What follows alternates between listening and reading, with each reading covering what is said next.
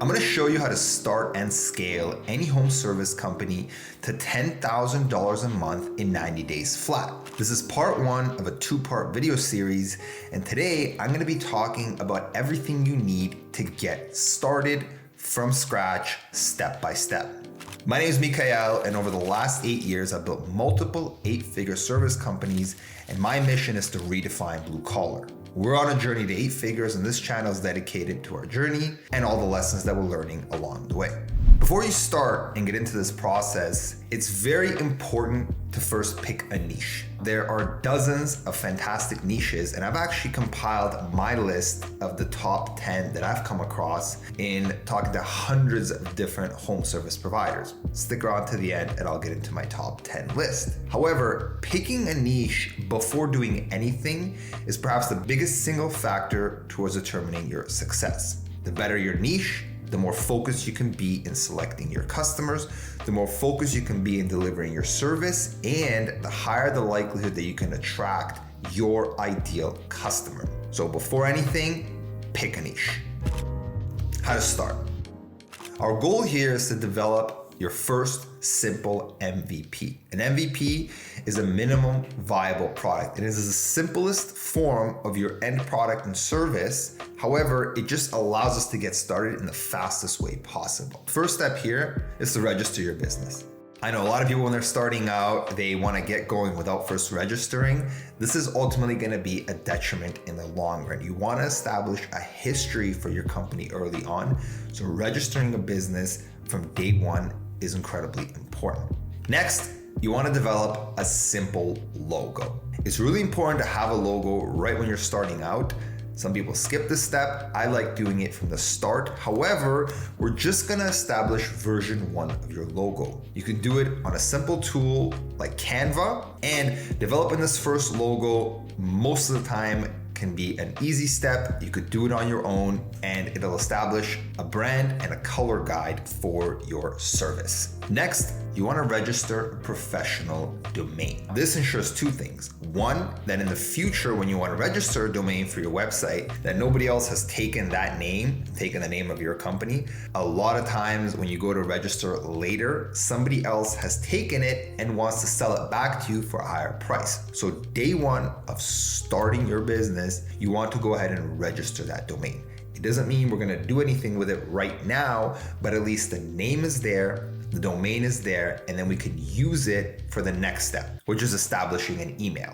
A professional email with your domain name in the email and the name of your company in the email just gives you that next level of credibility with your customer. They're gonna see that, they know you're established, they're connecting the name of your brand with your service, and you have a logo in place there. So we're creating some type of continuity right from the start, and it's just a couple of these simple steps. To set up a professional domain, I would use a tool like GoDaddy. It's really simple, really cheap. And to set up a professional email, I would use a tool like G Suite. It's a few dollars a month, and you can get started right away with your first email, and it connects right to your domain.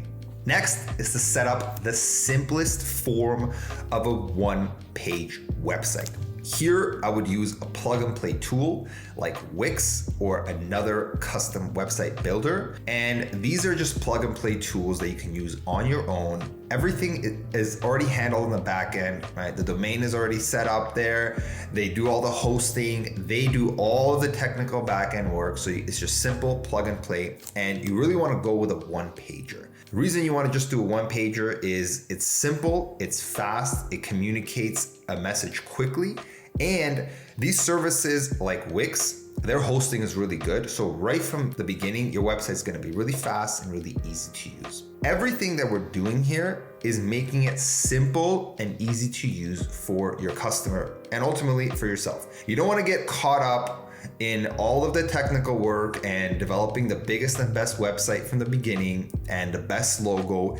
You just want simple, functional, fast, without any of the technical work. So in any of these steps, wherever you can cut more technical work and introduce more simplicity, this is the goal. Later, we can go back and improve on these different areas, build a better website, build a better logo. But in the beginning, we want simple and fast. Lastly, business cards. This is gonna be the only form of print that we're gonna introduce right now, but it is very important to hand out business cards. Vistaprint is a great tool for this because it allows you to design and print your business cards very quickly and very easily. There's other softwares and other programs as well that allow you to do this. Just pick one where you can design and print your business card instantly. Don't go out and get too many. 100 is great to start. Part 2, getting your first clients. The idea here is to rent, then own your customer base. I'll explain. You want to rent somebody else's audience, somebody else's customer base, then leverage that to create your own. The way you do this is by tapping into platforms, tapping into other people's customers through subcontracting, and through tapping into directories that aggregate different service providers, leveraging their audiences, their customers that they are already getting, then getting reviews, creating a portfolio, and then using that to get your customers. The first way to do this is through platforms and apps. There are tons of directories out there, some that are local to your market, others that are global. Apps like Yelp, HomeStars, and certain other applications that actually pair home service providers with end customers and then take a cut in the middle are great tools to get started. So they essentially have their own customer base already, and all you're doing is you're tapping into that customer base as a service provider. This isn't a great way to scale, but it's a great way to get started. The number one thing you want to focus on when you're providing those first few services is getting reviews, getting tons of photos to then create a portfolio. You want to get as many reviews and as many photos of past work as possible, because this is how you're going to take this rented audience and this rented work and transition it to your own customer base, where you're actually able to go out there and get your own customers with your own marketing. The next way we do this is through partners. Partners can be vendors, they can be other contractors, anybody that can refer you work. Again, you're tapping into the credibility of these partners to go out there and get work, and you're just tagging along and actually fulfilling those orders, but you're tapping into their credibility. So in the beginning, when you don't have a lot of credibility to offer or any marketing resources, you tap into partners, vendors. This could be anybody who is selling you the actual material that you need to fulfill the work. They will have tons of contacts and sources of incoming leads and incoming requests. Anybody who is selling a product that then needs to have a service attached to it in order to install it will be a great source for these kinds of referrals. The third way to do this is to tap into other people's contracts, making yourself available as a subcontractor to other contractors with larger contracts and larger deals. This is very common, where a larger contractor will get a large deal and then piece it out to smaller service providers. There's nothing wrong with doing this and continuing to do this as you grow and scale your business. In the beginning, doing this more often is a great way to build connections, build credibility, and again, leverage a larger contractor and a larger name, a larger brand, to just simply go out and offer a small piece of a project. The other great thing about this is when you're doing your photos and your portfolio, you're gonna be able to show a large project that maybe you only had a small piece of fulfilling, but to the end consumer, you're showing a large job and a great result. And you can also pair yourself up with the other contractor, throw their name on your website, say that you did some work with them, use their name, use their credibility, and continue to work with them by sticking to your niche and providing a reliable service. To take action on this, create a list of vendors, create a list of other contractors that are doing similar services, and create a list of GCs, general contractors in your area who are going to be managing larger projects. Contact every single one of them, introducing yourself, introducing your niche service, and keep in touch, continue that relationship until work pops up so that you're top of mind and you're able to leverage that to get your next client. Part 3, getting paid. First, you're gonna wanna set up all of your accounts. I highly recommend setting up 1 credit card account and 3 checking accounts at your bank. One of the accounts is gonna be for taxes. You're gonna want to allocate those right in the beginning. One of those is going to be for profit, and one of those is going to be for all of the expenses and all the day-to-day workings of the business. There's a great book called Profit First. Highly recommend reading it. And it outlines this process in much greater detail. But at the very beginning, setting up those 3 main accounts will allow you to allocate your profit, allocate your taxes right from the start, right from the top, and then keep all of the rest of the money in the 3rd account and allocate it between all the different expenses that you have. Next, accounting from the start. I can't stress how important this is, setting up an accounting software from day 1. Wave makes a great free software. You can get started in minutes and just plug in your main bank account to Wave, have all your transactions go right there automatically. And in this part, it's important to automate your accounting. You don't want to be sitting there for hours trying to figure out where that receipt went and who paid what. You want to automate this and get this right from the start. So setting up an accounting CRM is an integral day 1, step 1 process. Next, you want to connect a merchant account or register a merchant account. A merchant account is simply any account that allows you to get paid and charge credit cards and debit cards. Most of the time, this is already plugged in and integrated with your accounting software. And this is the easiest way to do it. Just use the same tool to charge your customers' credit cards. Wave has this integration. Any great accounting software has this integration. Use the tools and connect a merchant account from day 1.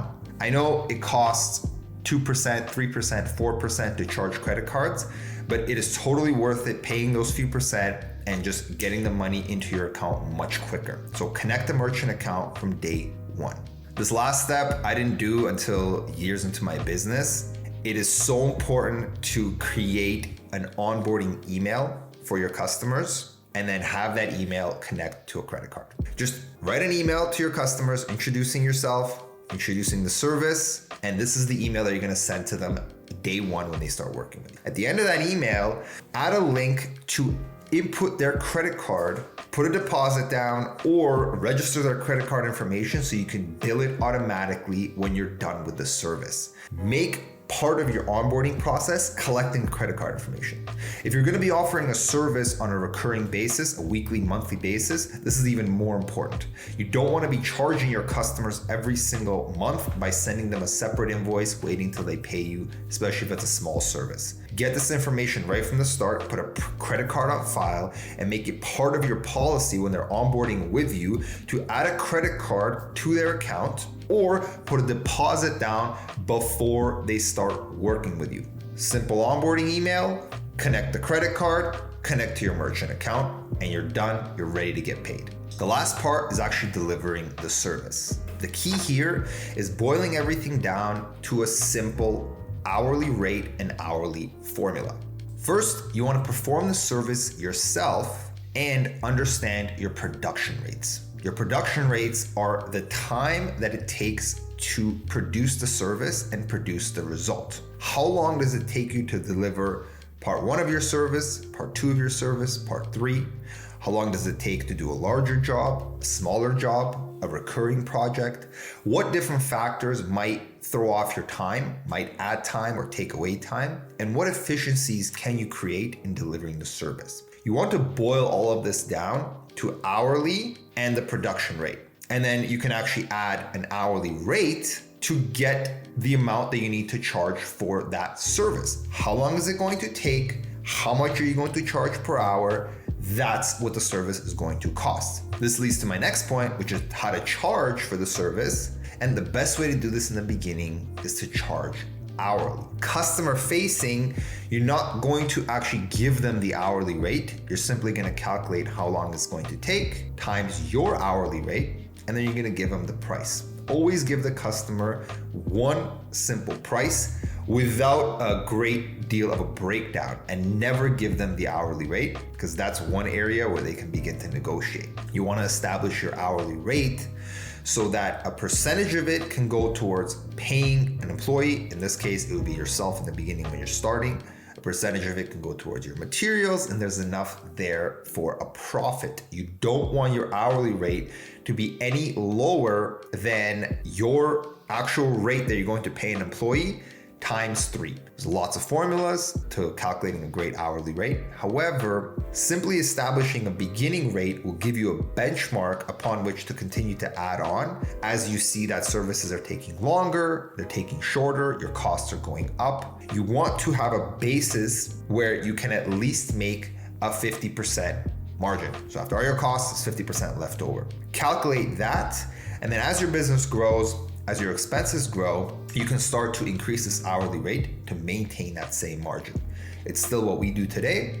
Our hourly rate is not the same as it was years ago. However, for that hourly rate, we're offering the customer something much more than what we used to offer. There's nothing wrong with starting with a low hourly rate and progressing up as you start to offer your customers more flexibility, more convenience, more value. This last part is not required to get started. However, implementing this in the beginning will pay greater dividends in the long run, and that is setting up a simple CRM. CRM is simply a customer relationship management software. It allows you to track all of your customers, track your projects, your hourly rates, your materials. Go with a simple free CRM. Any CRM normally has a free version that only allows a few users and a few customers. This is great to get started. All of these different tools should grow with you. So starting with a free version of a CRM is a great idea. Jobber is one great CRM that we've used. The idea here is to simplify your CRM and make it user-friendly. Don't go with one in the beginning that is super complicated and has every feature in the world. Go with a simple, user-friendly version that is easy to train and easy to implement and access. You want it to be something that you can do when you're on the go, and it just gives you the ability to operate on your phone. So make sure whatever CRM you're using also has a great app. So there you have it. You're ready to get work, do work, get paid, and manage the entire process. All of the different tools and resources that we've talked about in this video, I've linked down below. This is part 1. In part 2, we're gonna be talking about how to actually scale this starting business to $10,000 a month in your first 90 days.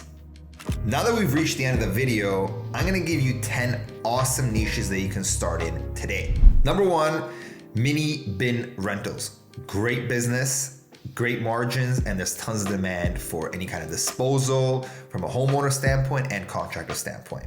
Number 2, moving vans. Now this is great to offer in full service, partial, or just renting out the vans on their own. A lot of companies do all 3 in 1, and it's a great solution for different types of customers. Number 3, artificial turf. Exterior, low maintenance. You could put it inside in garages, you can put it in gyms. It's a great business. Again, great margins on this. Number 4, outdoor lighting and solar. This is really, really popular now. Any kind of landscape projects get access to without outdoor lighting. You put outdoor lighting on the edges of driveways, and all of this can also run off solar, which is another great addition. Number 5, robot lawn mowing businesses. I've been seeing them everywhere. They take the robot lawnmowers, they bring them out to the customers, they install them, and then when they're done the cut, they come back and they collect them at the end of the day. It's a great niche, great business. Number 6, painting accent walls. Painting is a huge category, but only accent walls. And these are really popular for Airbnbs, game rooms, any type of accent walls, simply focusing on that and niching in on that. Number 7, epoxy floors. We're actually getting into this niche. It's a great business. Interior metallic floors, garages, tons of different verticals. Also a high margin business. Number 8, man cave setups. Again, we talk about niches, so this is a specific niche where all you're doing is you're setting up game rooms and you're setting up man caves, and maybe you're setting up a home theater down there as well. Whatever is required to set up that man cave. So now you can actually sell it as a package and you're selling the end result. Number 9, garage organization and garage customization. People nowadays, they want to use their garage as an extension of their home. A lot of times they don't even want to park their cars in it. Using that, leveraging that, creating a garage experience in a garage setting that is unique above and beyond just parking a car, another great niche. And number 10, weekly or monthly mobile detailing, creating packages where you can go to somebody's home and detail their cars on a monthly basis, weekly basis, doing this for businesses as well. Another great niche. All of these are recurring, all of these are very specialized, and all these are great high margin niches to start. Thanks for watching. We do this to help the next generation of entrepreneurs succeed and help redefine the stigma around the blue collar industry. Make sure to like, subscribe, and share the video. And if there's anything more you're curious about, leave a comment down below.